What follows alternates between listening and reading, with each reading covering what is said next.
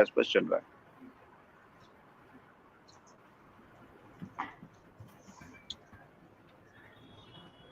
Adani ensol energy solution. Yes exactly.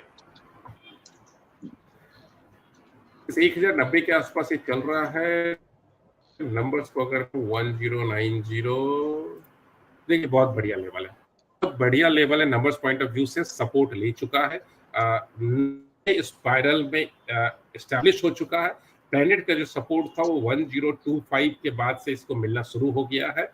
सो इसका target मेरे पास जो आ रहा है नेक्स्ट एक साल के अंदर का वो 1388 या फिर 1483, 1388 से 1488 या 1390 राउंड फिगर, 1390 से 1490 के बीच का टारगेट आप एक साल के अंदर का रखकर इसके अंदर में इन्वेस्ट किया जा सकता है। अच्छी रैली दिखाएगा।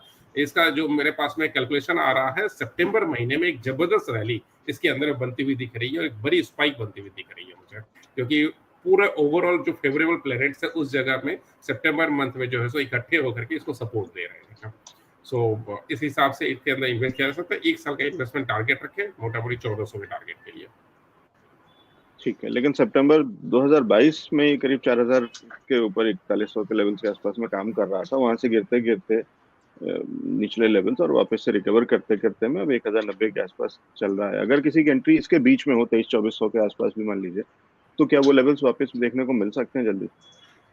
बिल्कुल सर, बिल्कुल मिलेंगे, लेकिन मैं चूंकि एक साल का बताया हूँ, अगर मैं इसको 3 साल का टारगेट अगर ले रहा हूँ तो 3 साल का जो मेरे कैलकुलेशन, जो मेरा अपना पर्सनल सॉफ्टवेयर है, वो जो मुझे जो टारगेट दे रहा है 3 साल का, वो मेरे पास टारगेट आ रहा है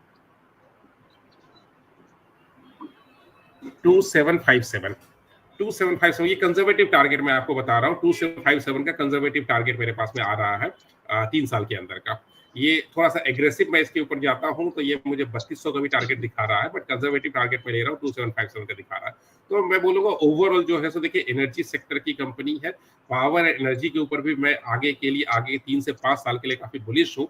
तो ये सब जो काउंटर है वो काफी कंट्रीब्यूट करेगा और मुझे लगता है जो मैं टारगेट दे रहा हूँ कंजर्वेटिव वे में वो उसको पार कर जाएगा, बिकॉज कंजर्वेटिव टारगेट के अंदर में बहुत सारे ऐसे फैक्टर्स होते हैं जिसको मैं और कम करके मतलब स्क्वीज कर देता हूं, तब जाकर मैं 2757 का टारगेट निकाल रहा हूं 3 साल के अंदर में। ठीक है, तो ये है राय। और इस तरीके के भी स्टॉक्स हैं अडानी के नाम के साथ में भी, तो ये भी ध्यान रखिए कि किस तरीके से आधा या 1/4 भी हो रखा है उसी ग्रुप की कुछ एक कंपनीज के अंदर में स्टॉक प्राइस। तो चीज़ों को वही व्हाट्सएप ज्ञान से बाहर निकलिए, जैसे ही आप डेटा पे जाते हैं, चार्ट्स पे जाते हैं और उसको पूरा खोलते हैं तो चीज़ें और बेहतर तरीके से डिटेल में दिखाई देती हैं।